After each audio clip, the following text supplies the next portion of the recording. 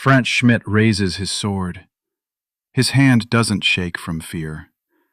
It shakes because one wrong angle, one hesitation, and the crowd behind him will never forgive it. For 45 years, this man holds the most feared job in Nuremberg. By the time he retires, he will have carried out 394 executions. But this isn't really a story about death. It's about the loneliest job in the 16th century and the strange price of doing it well. Frantz wakes inside the city walls, but never inside its social circle. His family carries a legal label most Germans of the time understand instantly: unehrlich, dishonorable. It's not a crime. It's a caste. And Frantz didn't choose it. His father, Heinrich, was once an honest hunter. Then a local prince forced him, under threat, to execute 3 men as punishment for a minor offense. 1 order, 1 day. The Schmidt name was marked for life. There are other dishonorable trades in town. Gravediggers, tanners, skinners, knackers, all share the same fate. Needed by everyone, touched by no one. By mid-morning, Frantz sharpens the blade he inherited. A dull edge means a slow, messy death, and a messy death can turn a cheering crowd into a furious mob. A clean beheading demands 1 strike, 1 angle, total control. There is no second attempt, no apology. Beheading is actually the better fate. Thieves are hanged. The worst offenders face the breaking wheel.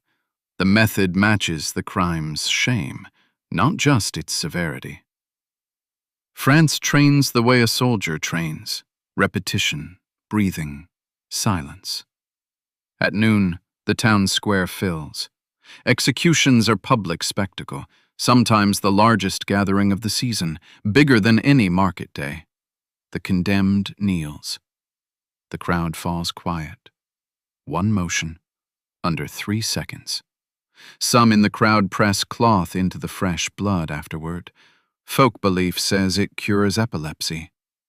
The same people who won't shake Frantz's hand line up for what his blade leaves behind. The crowd cheers for justice, for order, for relief. Nobody cheers for Frantz. By afternoon, something shifts. A woman with an infected wound knocks on his door, glancing over her shoulder first. Executioners across the empire often become the era's best anatomists. Cutting bodies, they learn what physicians only read about in books. Frantz treats patients with herbs, bone setting, and stitching. Over the years, this quiet trade earns him more respect and more money than the sword ever does. Nobles who won't sit near him in public quietly send for his help in private. At church that evening, Frantz sits on a separate bench, reserved for the dishonorable trades. His word carries no weight in court. Guilds refuse his membership.